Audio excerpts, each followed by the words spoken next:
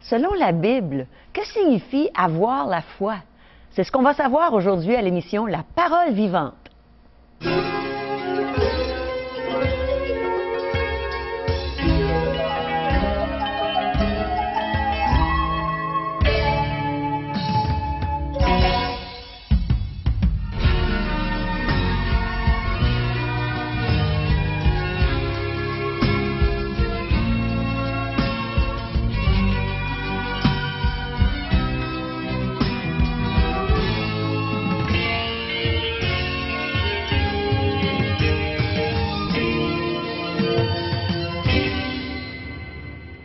Bonjour, chers amis, et bienvenue à l'émission La Parole vivante. Avez-vous la foi? Moi, beaucoup de gens viennent me dire, Caro, moi, j'ai la foi. Eh bien, selon la parole de Dieu, on va voir aujourd'hui, avec Régent, c'est quoi la vraie foi? Bonjour, Régent. Bonjour, Caro. C'est un autre grand thème que nous retrouvons dans l'Évangile de Jean, cet Évangile que les gens ont reçu gratuitement à la maison. On va le prendre, si vous l'avez en main. On va regarder ensemble des textes et d'autres qui nous accompagneront, d'autres textes des autres auteurs également de la Bible. Oui. C'est un beau livre, la Bible. Elle nous parle de la foi du début jusqu'à la fin, mais cette foi-là doit être alimentée, puis elle doit se manifester. Si nous disons que nous avons la foi en quelqu'un, en quelque chose, cela devrait se manifester d'une manière, d'une façon très concrète. Oui. Et c'est ce que nous allons faire ressortir dans le cadre de cette émission Parole vivante. Vous avez la foi, alors qu'est-ce que cela implique, le fait d'avoir la foi en Dieu, d'avoir la foi en sa parole, dans ses promesses? Il y a une manière de vivre qui accompagne notre foi. Ouais. Vous êtes prêts? Sortez vos Bibles, oui. On va suivre Régent. Et entre autres l'Évangile de Jean. Alors, je vais aller m'installer et puis on va s'adresser, je vais m'adresser à cette population qui a faim et soif de connaître ce que c'est que la véritable foi, celle qui est un engagement à l'accomplissement de la volonté de Dieu pour ma vie. Alors, on t'écoute, Régent. Parfait. Je vais m'installer ici de ce pas. Et puis, j'aimerais justement vous dire que si vous avez une Bible, un Nouveau Testament ou tout simplement l'Évangile de Jean, vous pouvez prendre ce premier texte, Jean chapitre 6. On va regarder ensemble l'Évangile de Jean qui veut dire la bonne nouvelle apportée par la personne de l'apôtre Jean. Le verset 26, alors Jésus qui accomplit son ministère, et là il a une confrontation avec ce bassin de population qui a pu assister entre autres des chefs religieux.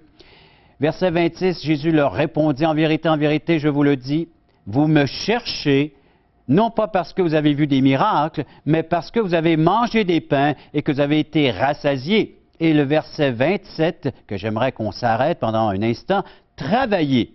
Non pour la nourriture qui périt, mais pour celle qui subsiste pour la vie éternelle, et que le Fils de l'homme vous donnera, car c'est lui que le Père, que Dieu lui-même a marqué de son sceau. Vous vivez des temps peut-être difficiles monétairement, on parle de récession, on parle naturellement que nos argents sont en train de perdre leur valeur. Vous avez des placements, c'est des temps où de l'anxiété, troublé, perturbé, le stress, tout cela. Et le Seigneur nous invite à vivre de la façon dont il voudrait que nous vivions, non plus ma volonté, mais ta volonté, Père, de faire sa volonté à notre grand Dieu. Et ici, il nous demande de travailler, non pas pour des choses uniquement périssables. Oui, on fait partie d'un monde matérialisme et le monde est là avec tout ce qu'il peut nous offrir, mais il nous dit de regarder aux choses spirituelles, des choses qui ne perdront jamais leur valeur, des choses qui vont subsister, que le voleur ne pourra jamais dérober, que la rouille ne pourra jamais détruire, un trésor, autrement dit, qui nous accompagnera continuellement. Alors, travaillez pour ces choses-là. Donc, ma foi devrait m'emmener, me conduire dans un autre monde, un monde aussi vrai, aussi réel que celui qui nous est dépeint, décrit dans les Saintes Écritures, le monde où que Dieu voudrait que nous vivions, un monde ou une sphère, si vous voulez, un monde spirituel, un monde réel, le monde vrai, et des choses qui vont subsister éternellement. Travailler pour ces choses-là.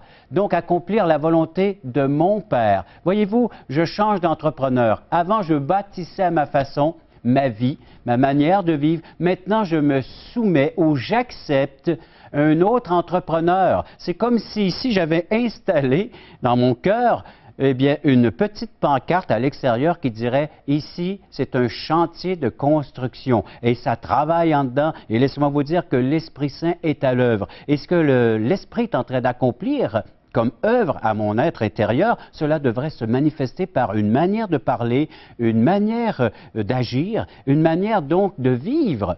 Regardons ensemble d'autres textes que nous retrouvons dans l'Évangile selon Matthieu, chapitre 6.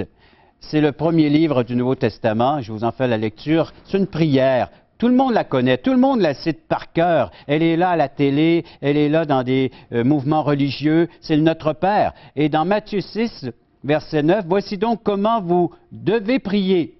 Notre Père qui es aux cieux, que ton nom soit sanctifié, que ton règne vienne, que ta volonté soit faite sur la terre comme au ciel. » Autrement dit, ma vie, je dis que j'ai la foi en Dieu, que j'ai reçu Jésus-Christ comme mon sauveur. J'assiste maintenant à ces réunions, à ces assemblées où est-ce que la Bible est annoncée, proclamée, partagée. Je vis une vie de prière. Eh bien, je dois rechercher à accomplir non plus ma volonté, mais celle de mon Père. Que ta volonté soit faite sur la terre comme au ciel. Je dois connaître ce qui se passe au ciel afin de pouvoir réclamer ces mêmes choses ici-bas sur terre pour ma vie, ma propre vie. Voyez-vous, je ne suis plus le maître de ma vie. Ça change maintenant. C'est un nouveau propriétaire, un nouvel entrepreneur, donc c'est une nouvelle façon de vivre, une nouvelle façon de vivre les choses. Comment les exprimer? La Bible me dit, par le fruit, par la manifestation de la puissance de l'Esprit. Ce n'est même pas par mes propres forces, par mes propres moyens que je peux vivre cette nouvelle vie. Voilà pourquoi je dois puiser, je dois demander et dépendre entièrement de l'Esprit de Dieu. Vous avez reçu l'Esprit de Dieu, vous êtes devenu un enfant de Dieu, un enfant de lumière, un chrétien, un croyant selon les Saintes Écritures. Vous avez l'Esprit en vous, donc c'est lui qui va diriger, dicter votre vie. Il vous enseignera, il vous conduira. J'ai besoin de l'Esprit Saint. Alors je dois prier, Seigneur, l'Esprit Saint qui est en moi, qu'il puisse maintenant me diriger dans cette nouvelle vie, qu'il puisse me montrer comment est-ce que je peux réaliser ta volonté par tes forces, par ton pouvoir, par le fait que tu sois en moi, vivant, ressuscité. Ce Jésus-Christ, vous savez, il n'est plus resté sur le bois, il est au ciel, il intercède pour nous, mais il nous a envoyé le Consolateur, nous disent les Saintes Écritures. Regardez un texte très important, c'est dans Matthieu 7, et celui-là, dès que je l'ai vu la première fois, j'ai été étonné, je crois que vous aussi, vous allez l'être. Imaginez, verset 21 de Matthieu chapitre 7, « Ceux qui me disent « Seigneur, Seigneur », n'entreront pas tous dans le royaume des cieux, mais seulement celui qui fait la volonté de mon Père qui est dans les cieux. Plusieurs me diront en ce jour-là, « Seigneur, Seigneur, n'avons-nous pas prophétisé par ton nom? N'avons-nous pas chassé des démons par ton nom? Et n'avons-nous pas fait beaucoup de miracles par ton nom? » Écoutez, la réponse du Seigneur est étonnante. Alors je leur dirai ouvertement, « Je ne vous ai jamais connu, retirez-vous de moi, vous qui commettez l'iniquité. » Est-ce possible? Des gens qui professent le nom du Seigneur ouvertement, publiquement, qui, une certaine puissance, accomplissent des miracles et disent qu'ils ont pu chasser des démons, qu'ils ont pu guérir des malades, qui ont même annoncé, proclamé une certaine nouvelle du nom de Jésus. Et Jésus dit, vous n'avez pas cherché à accomplir ou à travailler pour accomplir la volonté de mon Père. La vie chrétienne n'a un sens et n'a de la valeur que si nous accomplissons les désirs de notre nouveau Papa céleste, de notre Père céleste. Et voilà pourquoi plusieurs d'entre vous, vous vivez une vie chrétienne qui est moche, ou peut-être une vie chrétienne seulement d'apparence, qui n'a aucune puissance à l'intérieur, aussi de la puissance. Ici, on voit qu'il y a deux puissances qui se confrontent. Il y a pourtant une puissance qui s'est manifestée au sein de ces gens qui disaient « Seigneur, Seigneur », et le Seigneur dit « Je ne vous ai jamais connu parce que vous n'avez jamais recherché à accomplir la volonté de mon Père. » Quelle est la volonté du Père? La volonté du Père, on la retrouve en toutes lettres et à la fin de ce message, comme conclusion, je vais vous donner ce verset par excellence qui nous dicte comment accomplir pleinement la volonté du Père. Pour l'instant, eh bien, tenons-nous-en aux faits, tenons-nous-en à ces vérités, à ces passages bibliques qui sont aussi étonnants que frappants pour chacun d'entre nous. Peut-être c'est la remise en question comme il n'y a jamais eu chez toi à la suite de la lecture et à la suite de cette révélation de ce message. Bien oui, je dis Seigneur, Seigneur. Seigneur, et je vois des choses s'accomplir dans ma vie, mais est-ce vraiment la volonté du Père? La volonté du Père te dirige dans un but bien particulier, c'est que le Père soit honoré, soit glorifié, et c'est lui qui en retire toute gloire de la manifestation de l'œuvre, de l'action qu'on a pu accomplir, qu'on aurait pu accomplir. Rappelez-vous de Jésus. On va méditer un peu. Jésus, dans le jardin de Gethsémane avec ses disciples, il les encourageait à veiller et à rester comme ça en éveil afin de pouvoir prier parce que c'est un moment très difficile. C'est juste avant qu'il aille à la croix, à la crucifixion. Il a dit, restez un instant avec moi, prions. Et Jésus s'est retiré à l'écart, il a prié. Et qu'est-ce qu'il a demandé? Vous vous rappelez du contenu de sa prière? Père, non pas ce que je désire, non pas ce que je voudrais, de la façon que vive ce salut, cette façon de délivrer cette humanité, mais que ta volonté s'accomplisse. Et la volonté du Père n'était pas une chose facile à accomplir. Il a dû aller puiser. Et le Seigneur lui-même, étant ce Dieu fait homme, allait puiser tout ce dont il avait besoin pour l'accomplissement de la volonté du Père. Ce n'était pas une chose impossible. Elle était possible, mais en dépendant, il va sans dire, de toute ressource venant de Dieu. Et c'est la même chose pour notre vie. Si Jésus a pu se rendre jusqu'à la croix, jusqu'à la mort de la croix, c'est parce qu'il s'est confié en son Père. Et pour nous qui sommes enfants de Dieu, enfants de lumière, il n'y a qu'une seule façon de vivre pleinement notre vie chrétienne. Et c'est en nous confiant aussi dans les ressources surnaturelles, dans les ressources spirituelles, dans des ressources autres que la nôtre. Et voilà pourquoi je dois prier, Seigneur, conduis-moi par ton Esprit Saint, révèle-moi des choses par ton Esprit Saint, accorde-moi la pleine puissance d'accomplir ces œuvres que tu as préparées d'avance, des œuvres qui vont l'honorer, le glorifier. Et les gens qui verront ces œuvres accomplies par cette puissance, non pas la nôtre, mais celle de Dieu, chercheront à connaître davantage qui est ce Dieu qui se manifeste dans ma vie de famille, dans ma vie de couple, dans mon travail de tous les jours, dans l'accomplissement de ce que je fais par la puissance et l'aide du Seigneur Jésus-Christ. Voyez-vous, c'est une autre manière de vivre et c'est un autre reflet maintenant, non plus seulement de l'être que je suis, mais de l'être qui habite en moi, l'Esprit Saint.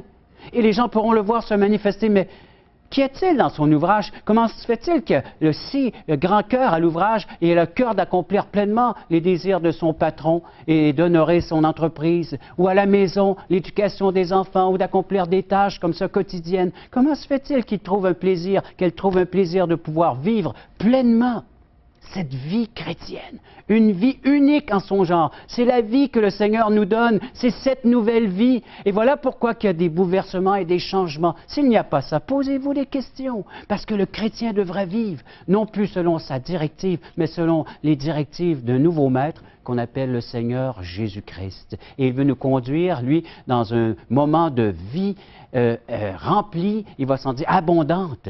C'est la vie abondante et c'est la vie éternelle. Alors oui, vous pouvez accomplir des merveilles, des grandes choses, non plus dépendamment de quiconque d'autre, qu'il va sans dire que le Seigneur Jésus-Christ. On va s'arrêter pour un court instant. On va écouter Caro, qui va nous chanter des grandes vérités.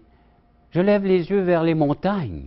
Peut-être qu'il y a des montagnes présentement dans ta vie devant toi. Comment les franchir? Comment les monter, les escalader? Le Seigneur va nous parler à travers ce chant interprété par notre ami Caro.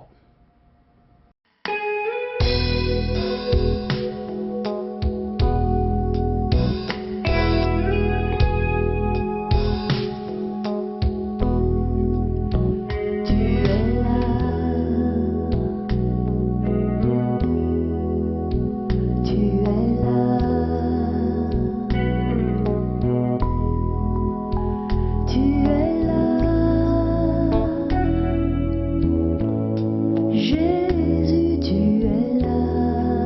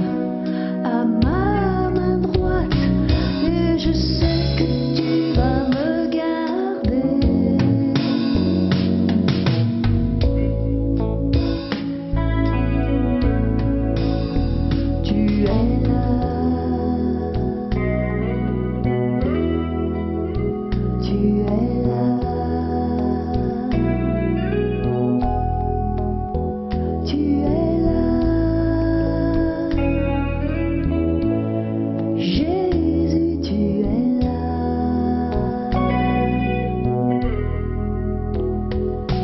La lune et le soleil ne me nuiront pas.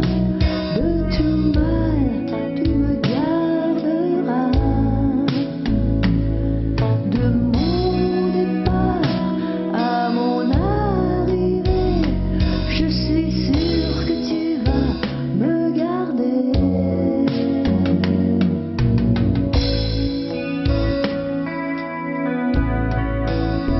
Tu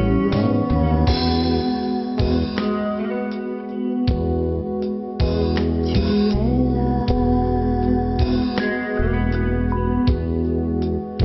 Tu es là. Jésus, tu es là. Dès maintenant et à jamais.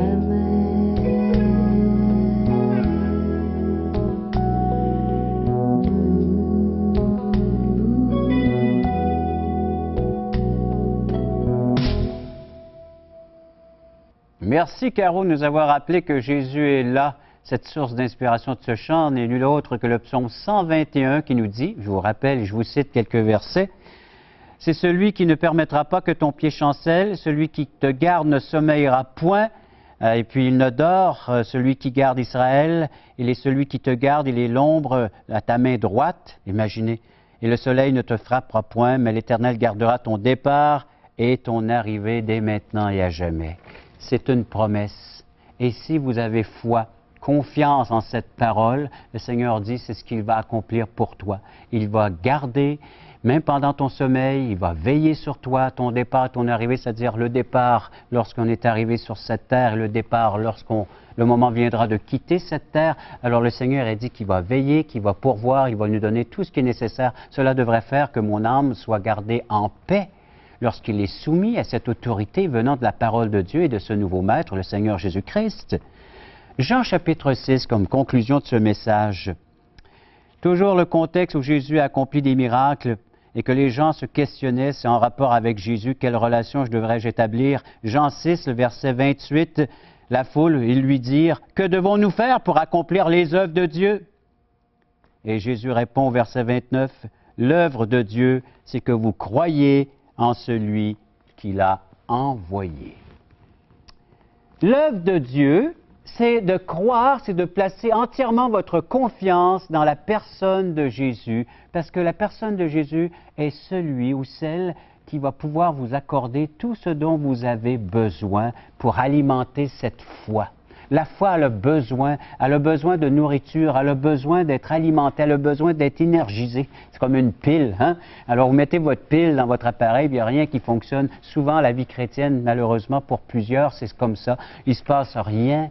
Je suis chrétien, mais j'ai hâte de voir Dieu agir. Alors, Dieu va agir à une condition, c'est que vous ayez confiance en la personne de Jésus et que vous cherchiez l'accomplissement de ce qui va l'honorer, de ce qui va le glorifier dans votre vie. Non plus ma volonté, non plus ce que moi je recherche, mais ce que Dieu voudrait accomplir à travers moi, par moi. Et voilà, il va vous donner la force, l'énergie, le courage. Il va vous donner même, il va vous équiper pour faire cette tâche à laquelle il vous a appelé à accomplir afin que justement vous puissiez ressortir de là et dire « Hey, une pleine satisfaction d'avoir accompli maintenant la volonté de mon Père céleste. » Ça, c'est la véritable vie chrétienne, celle qui va avoir un témoignage puissant dans votre entourage, là où vous serez, vous dire, mais maintenant, voici un chrétien véritable, un enfant de lumière, un enfant de Dieu. C'est ce que Dieu vous offre, c'est ce qu'il met à votre portée, et tout cela par le fait d'avoir placé notre foi dans la personne et dans l'œuvre du Seigneur Jésus-Christ.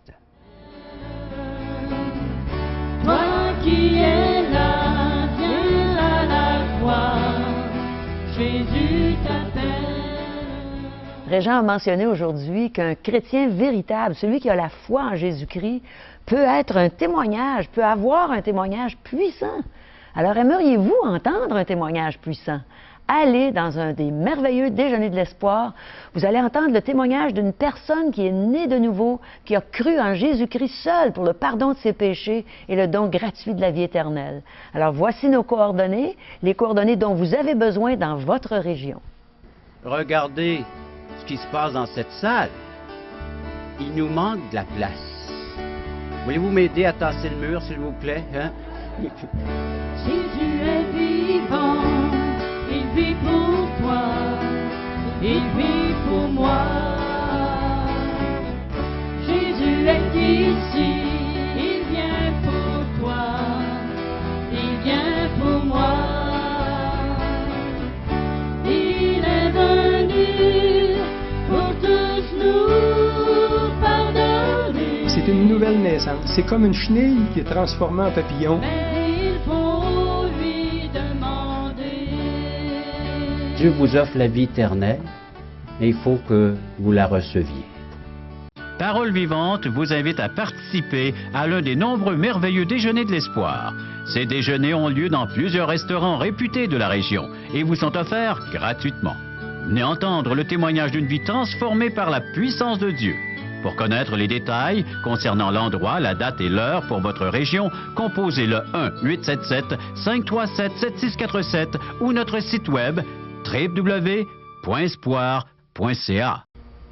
À l'émission La Parole vivante, on aime ça entendre des témoignages. Eh bien, aujourd'hui, j'ai avec moi Serge Roy, qui est le pasteur de l'Église de l'Alliance de Lévis. Bonjour, Serge. Bonjour, Caro.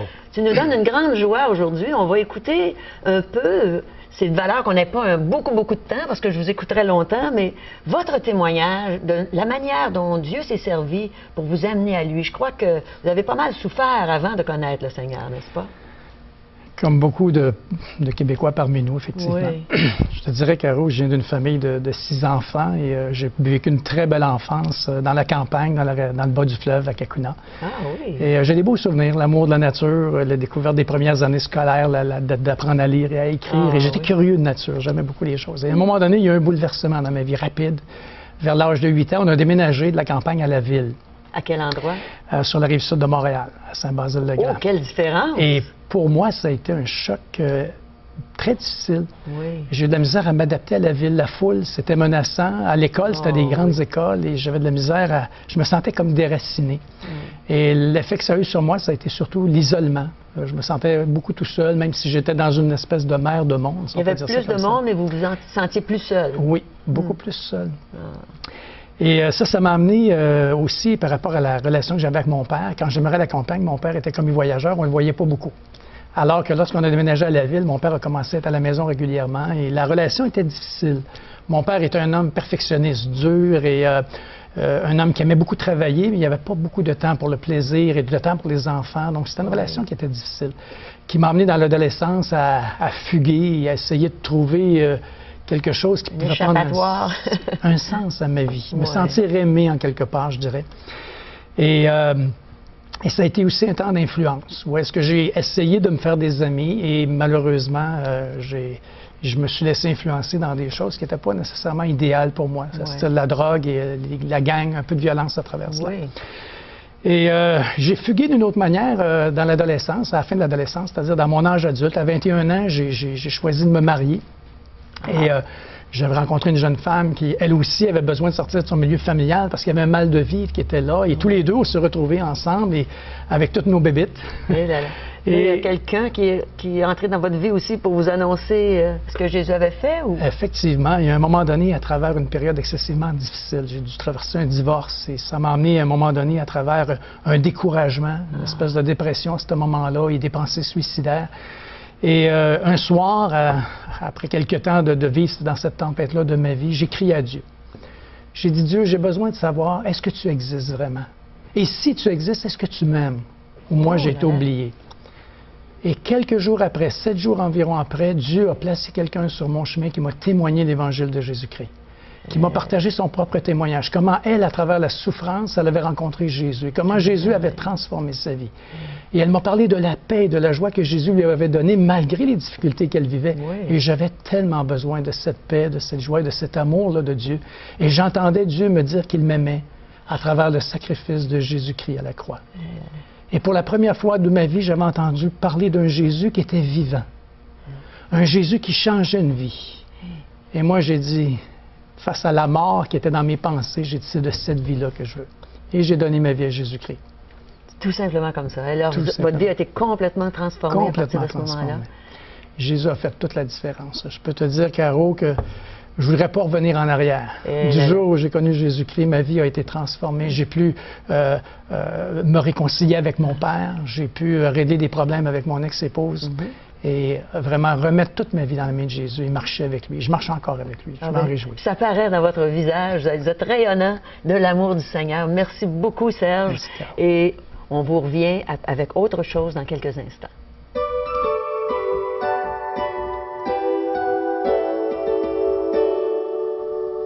L'apôtre Paul nous dit dans l'Épître aux Romains que la foi vient de ce qu'on entend et ce qu'on entend vient de la parole de Christ. On vient d'entendre la parole de Christ aujourd'hui par la bouche de Régent. Merci beaucoup, Régent. Ça a été un message fortifiant pour les chrétiens. Bienvenue, Caro. On dit que Jésus est mon maître, il est le Seigneur de ma vie. Oui. Alors, quelles sont ses directives? Comment les reconnaître? C'est en lisant. Et on offre à notre population aujourd'hui, qui est desservie par nous, alors l'aide nécessaire. L'Évangile de Jean, connaître Jésus-Christ, de mieux le connaître, mieux le servir. Oui. Aujourd'hui, l'espoir, c'est Jésus seul. Un autre petit exemple de ce que ça pourrait être une intervention divine dans ma vie.